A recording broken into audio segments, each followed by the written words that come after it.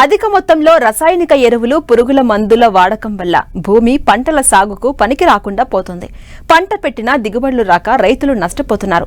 ఇటువంటి పరిస్థితుల్లో వాణిజ్య పంటలు సాగు చేసే రైతులు ముందస్తుగా జీలుగా, జనుము, పిల్లి పెసర లాంటి పంటలను సాగు చేసి పచ్చిరొట్టగా మార్చుకుని పొలాన్ని సారవంతం చేసుకోవాలని సూచిస్తున్నారు మహబూబాబాద్ జిల్లా మాల్యాల కృషి విజ్ఞాన కేంద్రం శాస్త్రవేత్త.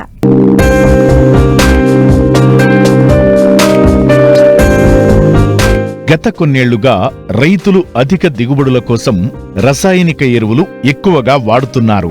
దీనివల్ల నేలలో సారం తగ్గి పెట్టుబడులు పెరగడమే కాకుండా దిగుబడులు గణనీయంగా తగ్గుతున్నాయి. ఈ సమస్యను అధిగమించడానికి ప్రత్యామ్నాయంగా పచ్చిరొట్ట ఎరువులను రుతుపవనాల ఆరంభంలో వేసుకోవాలి.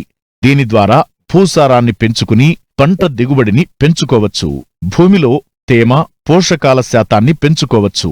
కాబట్టి పచ్చిరొట్ట ఎరువుల ప్రాధాన్యతను రైతులు తెలుసుకుని ప్రధాన పంటలకు ముందు సాగు చెయ్యాలని సూచిస్తున్నారు మహబూబాబాద్ జిల్లా మాల్యాల కృషి విజ్ఞాన కేంద్రం శాస్త్రవేత్త క్రాంతి.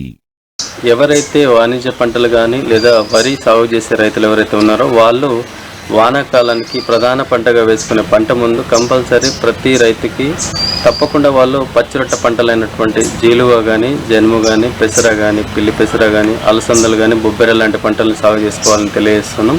తెలంగాణ రాష్ట్ర వ్యవసాయ శాఖ వారు మామూలుగా మనకి ఏంటంటే అందుబాటులో ఉన్నటువంటి వివిధ క్లస్టర్ల వారీగా మండల అగ్రికల్చర్ ఆఫీసర్ల దగ్గర, అలాగే సొసైటీల దగ్గర వాళ్ళకి ఏంటంటే ఈ జీలువ కానీ, జనుము విత్తనాలను సబ్సిడీ ద్వారా రైతులకు అందజేయడం జరుగుతూ ఉంది.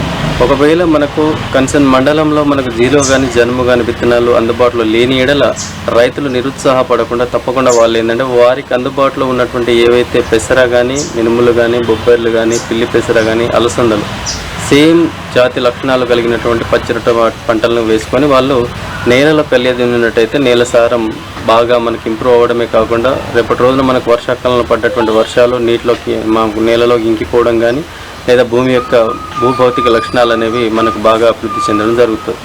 అయితే ఎందుకు మనకి ఈ పచ్చిరొట్ట పంటలను అనాదిగా మనకు రైతులు సాగు చేసుకోమంటున్నామంటే ఇప్పుడు ఉన్నటువంటి పరిస్థితుల్లో గ్రామాల్లో ఉన్నటువంటి పశు సంపద అనేది క్రమంగా తగ్గిపోవడం, సేంద్రియ ఎరువులైనటువంటి పశువుల ఎరువు కానీ లేదా మనకు వర్మి కంపోస్ట్ కానీ, కోళ్ళ ఎరువు లాంటివి చాలా వరకు జనాలు వాడడం రైతులు తగ్గించేయడం వల్ల మామూలుగా మనకు న్యాచురల్గానే ఈ పచ్చిరొట్ట పంటలు కనుక మనం వేసుకున్నట్టయితే చాలా వరకు మనకు వాతావరణంలో ఉన్నటువంటి నత్రజని ఏదైతే ఉందో దానిని ఈ పంటలలో వేరుబుడిపలు ఏవైతే వేరు మీద ఉన్నటువంటి వేరుబుడిపలు ఉంటాయో వాటి ద్వారా మనకు నత్రజని స్థాపన అనేది క్రమేపీ జరిగే అవకాశం ఉంది. కాబట్టి సహజంగానే మనం నత్రజని నేలకు అందించడం వాళ్ళమవుతాం. అదొకటి.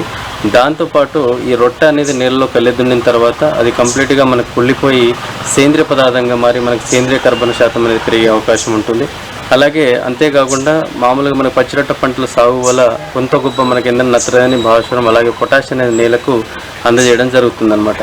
దీంతోపాటు భూభౌతిక లక్షణాలు అనేటువంటి ఉదజని సూచిక కానీ అలాగే మనకు ఇతర పోషకాలు ఏవైతే ఐరన్, కాపర్, మ్యాంగనీస్, జింక్ లాంటివి అలాగే భూమిలో ఉన్నటువంటి మనకు సూక్ష్మ స్థూల రంధ్రాలు కానీ ఇవన్నీ కూడా మనకు గాలితో కానీ నీటితో నిండడం, నేల యొక్క సారం పెరిగే అవకాశం ఉంది. అయితే ముఖ్యంగా ఇక్కడ రైతులు గమనించుకోవాల్సింది ఏంటంటే వాళ్ళు రోటావెటర్తో కానీ లేదా ఇతర దేనితోనైనా సరే నేలలోకి మనకు ఈ పచ్చిరొట్ట పంటల్ని వేసుకున్న తర్వాత వాళ్ళు నేలలో పుల్లింపజేసే ప్రక్రియలో కంపల్సరీ రైతులు ఏంటంటే ముందుగా వాళ్ళు ఒక 2 బస్తాలు కానీ 2.5 బస్తాలు కానీ సింగిల్ సూపర్ ఫాస్ఫేట్ వేసుకొని దాన్ని నేలలో కలిగినట్టయితే ఏదైతే మనకు పచ్చిరొట్ట పంటలకు ఉన్నటువంటి రొట్టె ఉంటుందో అది సులభంగా మనకు కుళ్ళిపోయే అవకాశం ఉంటుంది. లేని ఎడల మనకి ఏంటంటే మన దగ్గర ఇప్పుడు ఏది ప్రొఫెసర్ జయశంకర్ తెలంగాణ రాష్ట్ర వ్యవసాయ విశ్వవిద్యాలయం వాళ్ళు ఉన్నటువంటి డికంపోజర్స్ అనేవి కూడా మనకు అందుబాటులో ఉన్నాయి.